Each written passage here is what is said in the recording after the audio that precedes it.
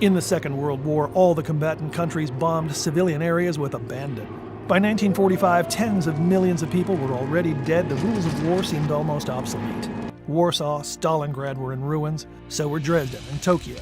But the atomic bombing of Japan was different, a watershed event not just in military history, but in human history.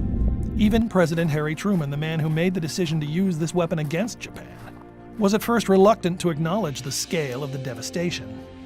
The world will note that the first atomic bomb was dropped on Hiroshima, a military base. That was because we wished in the first attack to avoid, insofar as possible, the killing of civilians.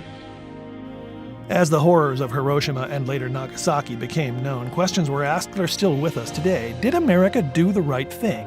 Were these nuclear attacks a proportional response? Consider Truman's terrible choice: use the bomb or invade Japan. By the summer of 1945, Japan had suffered enormous losses, but they were far from finished.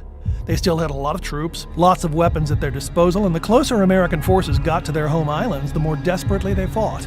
This is what happened when we invaded Iwo Jima.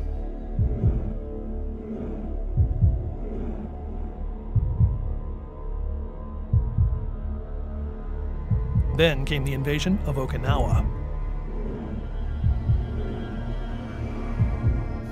The War Department's estimates of American casualties in the proposed two-stage invasion of Japan looked like this. And that says nothing about how many Japanese soldiers and civilians might have been killed. Compare that to even the highest-end estimates for the number of people killed at Hiroshima and Nagasaki.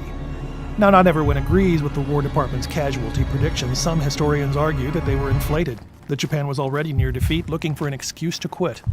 Others consider these best-case numbers and believe even more Americans would have died in these battles.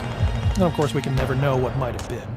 What we do know is that Truman claimed he never lost a night of sleep over his decision, and to this day, the United States has never apologized for it.